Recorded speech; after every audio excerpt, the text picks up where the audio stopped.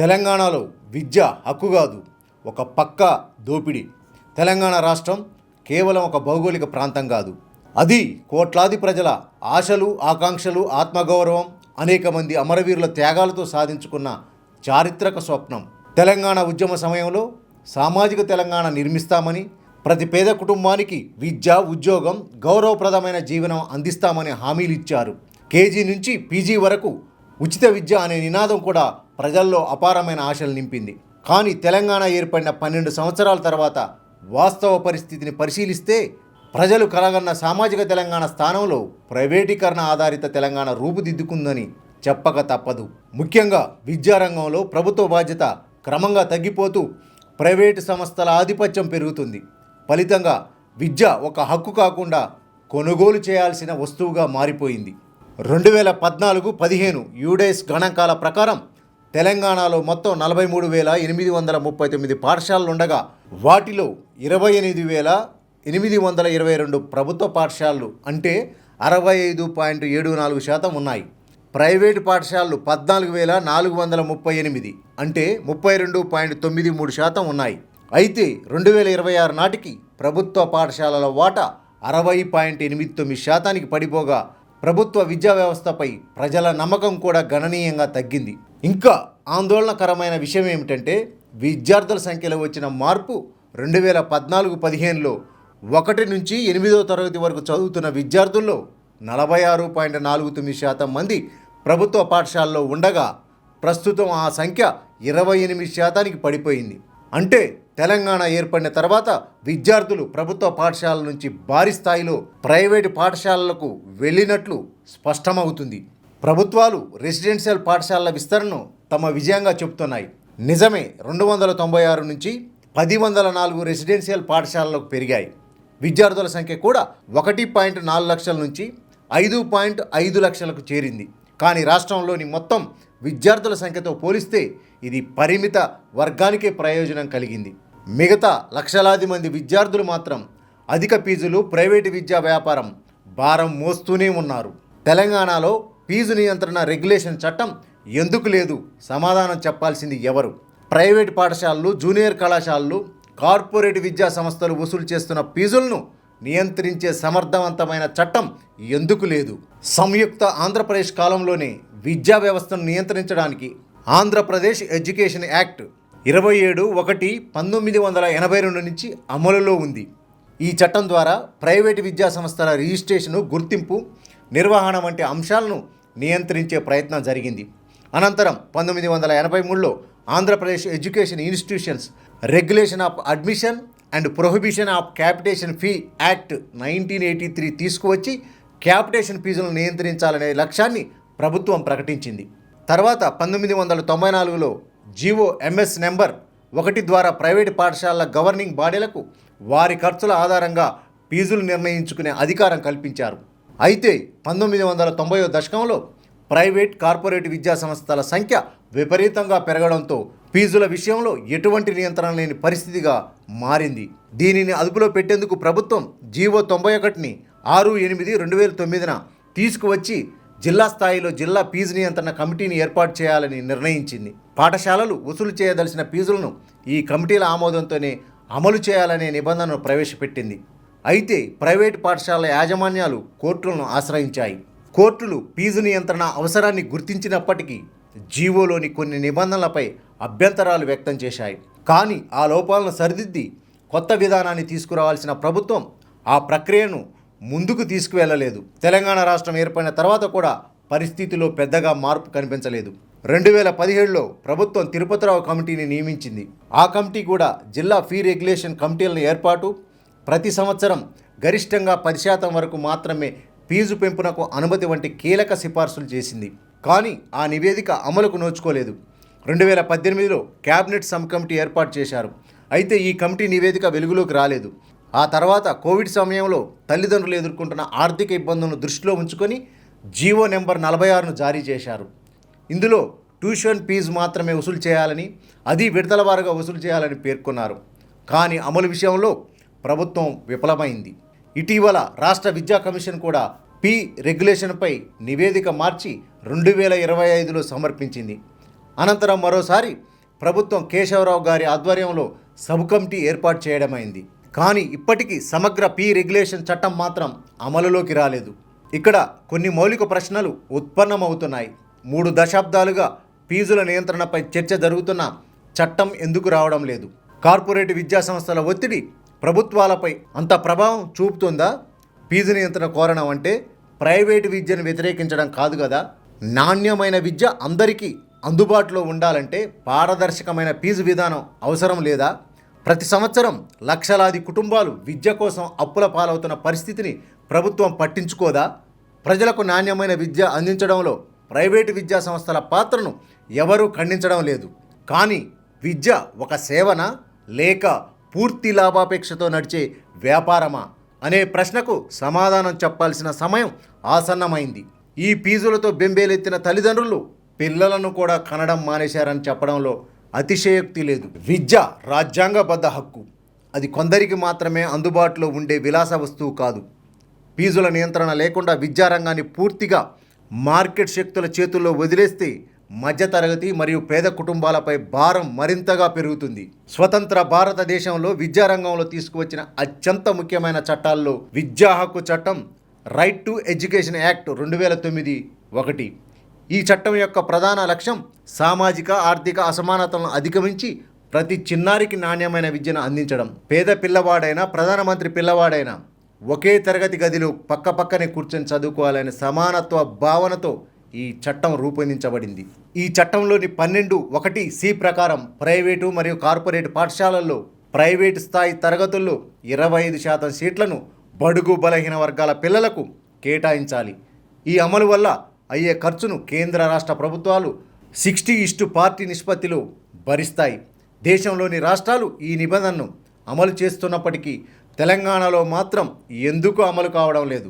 2009లో ఈ చట్టాన్ని తీసుకువచ్చింది కాంగ్రెస్ నాయకత్వంలోని కేంద్ర ప్రభుత్వం. ఆ సమయంలో ఉమ్మడి ఆంధ్రప్రదేశ్లో కూడా కాంగ్రెస్ ప్రభుత్వమే అధికారంలో ఉంది. అయినప్పటికీ ఈ నిబంధన అమల్లోకి రాలేదు. తెలంగాణ రాష్ట్రం ఏర్పడిన తర్వాత కూడా వివిధ ప్రభుత్వాలు దీనిని అమలు చేస్తామని ప్రకటించినా ఆ ప్రకటనలు ఆచరణలోకి రాలేదు. 2023 నుండి తెలంగాణలో కాంగ్రెస్ ప్రభుత్వం అధికారంలో ఉంది. అయితే తమ పార్టీ కేంద్రంలో తీసుకువచ్చిన చట్టంలోని అత్యంత కీలకమైన నిబంధన 25% సీట్ల కేటాయింపును ఇప్పటికీ అమలు చేయకపోవడం అనేక ప్రశ్నలకు తావిస్తుంది. దేశంలోని ఇతర రాష్ట్రాల్లో అమలవుతున్న చట్టం తెలంగాణలో ఎందుకు అమలు కావడం లేదు? పేద పిల్లలకు నాణ్యమైన ప్రైవేటు విద్యను అందించే అవకాశాన్ని ఎందుకు నిరాకరిస్తున్నారు అనే ప్రశ్నలు సహజంగానే ఉత్పన్నమవుతున్నాయి. ప్రభుత్వాలు ఎన్నోసార్లు వచ్చే విద్యా సంవత్సరంలో అమలు చేస్తామని హామీలు ఇచ్చాయి. కోర్టుల్లో అఫిడవిట్లు సమర్పించాయి. కానీ ప్రతి సంవత్సరం ఆ హామీలు వాయిదాలకే పరిమితమవుతున్నాయి. ఫలితంగా లక్షలాది మంది పేద విద్యార్థులు చట్టబద్ధంగా పొందాల్సిన అవకాశాన్ని సుమారు 10 లక్షల సీట్లను కోల్పోతున్నారు. ఆంధ్రప్రదేశ్ రాష్ట్రంలో ఈ నిబంధన అమల్లో ఉండగా తెలంగాణలో ఎందుకు లేదనే ప్రశ్నకు ప్రభుత్వం స్పష్టమైన సమాధానం చెప్పాల్సిన అవసరం ఉంది. ఇది కేవలం విద్యా విధానానికి సంబంధించిన అంశం మాత్రమే కాదు. సామాజిక న్యాయం, సమాన అవకాశాలు, రాజ్యాంగ హామీలకు సంబంధించిన అంశం కూడా. పేదలకు చట్టం ద్వారా కల్పించిన హక్కులను కూడా అమలు చేయకపోతే తెలంగాణ రాష్ట్ర ఆవిర్భావం ద్వారా సామాన్య ప్రజలు ఆశించిన సామాజిక న్యాయం ఎంతవరకు సాధ్యమైందనే ప్రశ్న ముందుకు వస్తుంది. విద్యపై అత్యంత తక్కువ పెట్టుబడి పెడుతున్న రాష్ట్రాల్లో తెలంగాణ ఒకటి. ఇప్పటికే తెలంగాణ అక్షరాస్యతలో దేశంలో దిగువ నుంచి 3వ స్థానంలో ఉంది. విద్య నాణ్యతాపరంగా కూడా అనేక సవాళ్లను ఎదుర్కొంటుంది.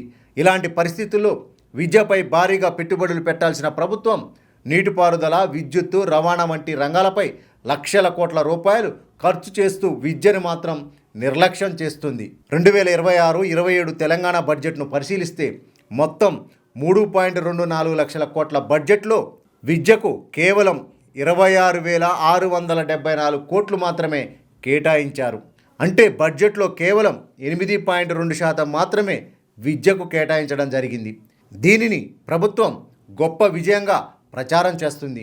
కానీ వాస్తవాలను పరిశీలిస్తే దేశంలో అత్యంత పేద రాష్ట్రంగా భావించే బీహార్లో తన బడ్జెట్లో 19.63% 68,217 కోట్లను విద్య కోసం కేటాయించింది.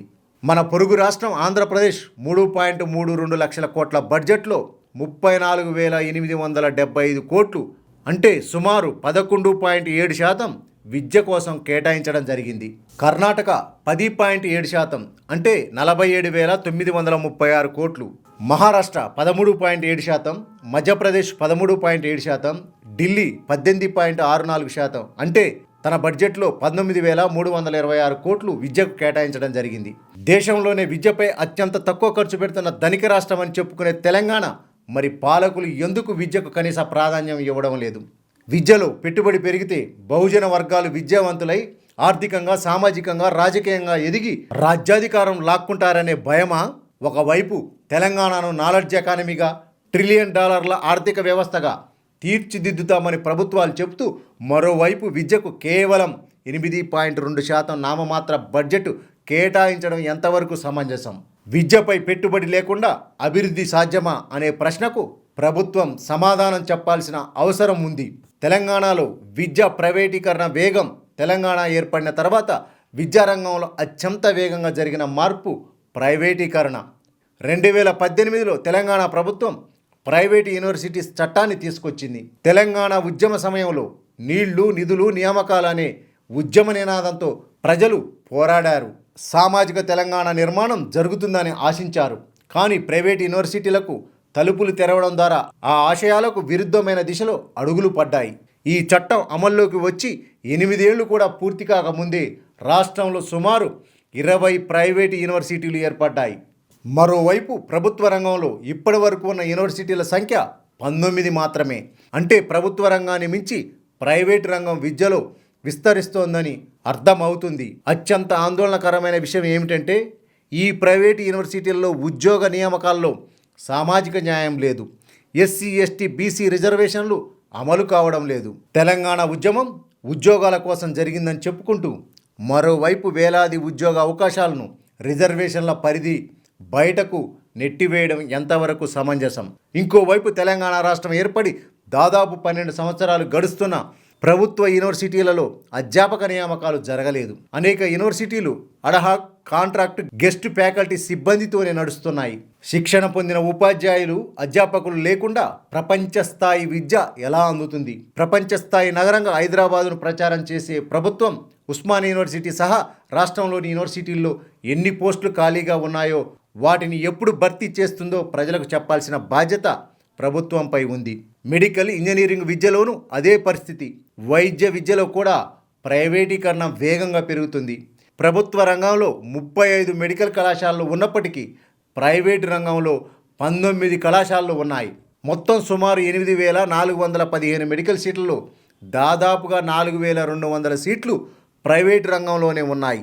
ఇంజనీరింగ్ విద్యలో కూడా మెజార్టీ సీట్లు ప్రైవేట్ కళాశాలల ఆధీనంలోనే ఉన్నాయి.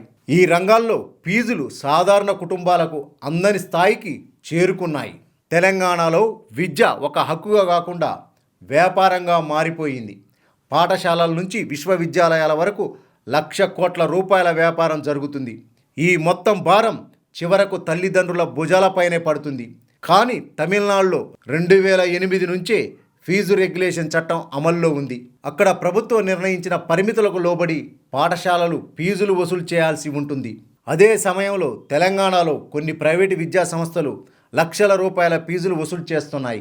ఇది విద్యా సేవారంగమా లేక నియంత్రణ లేని వ్యాపారమా అనే ప్రశ్నకు ప్రభుత్వం సమాధానం చెప్పాలి. ఈ పరిస్థితుల్లో ప్రజల నుండి కొన్ని డిమాండ్స్ రావడం జరిగింది. ఒకటి, విద్యకు బడ్జెట్ కేటాయింపులను గణనీయంగా 15%కు పెంచాలి. కాంగ్రెస్ ఎన్నికల మేనిఫెస్టో హామీ ప్రభుత్వ పాఠశాలలు, కళాశాలల్లో మౌలిక వసతులను మెరుగుపరచాలి. 2, ఫీజు రెగ్యులేషన్ చట్టాన్ని వెంటనే తీసుకురావాలి. 3, విద్యా హక్కు చట్టం ఆర్టీఈ సెక్షన్ 12(1)(c) ప్రకారం ప్రైవేటు పాఠశాలల్లో 25% సీట్లను పేద పిల్లలకు అమలు చేయాలి. 4, యూనివర్సిటీల్లో ఖాళీగా ఉన్న అన్ని అధ్యాపకేతర పోస్టులను తక్షణమే భర్తీ చేయాలి. 5, ప్రైవేటు విద్యా సంస్థల్లో సామాజిక న్యాయం, పారదర్శకతను నిర్ధారించే విధానాలు రూపొందించాలి. విద్యపై ఖర్చు వృధా కాదు, అది సమాజ భవిష్యత్తుపై పెట్టుబడి. విద్యావంతమైన సమాజమే ఆర్థికంగా, సామాజికంగా, రాజకీయంగా బలపడుతుంది. కానీ విద్యను వ్యాపారంగా మార్చి ప్రభుత్వ బాధ్యతలను ప్రైవేటు రంగానికి అప్పగిస్తే అసమానతలు మరింత పెరుగుతాయి. అందుకే తెలంగాణ ప్రజలు విద్యను ఒక హక్కుగా తిరిగి స్థాపించుకోవాలి. నీట్, పేపర్ లీకేజీ వంటి జాతీయ స్థాయి సమస్యలపై cockroach Janata party Jan Z యువత ఆధ్వర్యంలో ఇందిరా పార్కు వద్ద నిర్వహించిన ధర్నా విజయవంతం కావడం స్వాగతించదగ్గ విషయం. ఇప్పుడు తెలంగాణలో జరుగుతున్న విద్యా దోపిడీపై జన్ జడ్ యువత స్పందించాల్సిన అవసరం ఎంతైనా గలదు. ప్రజల ఒత్తిడి ద్వారానే విద్యా విధానాల్లో మార్పు సాధ్యమవుతుంది. విద్యను కాపాడడం అంటే తెలంగాణ భవిష్యత్తును కాపాడటమే.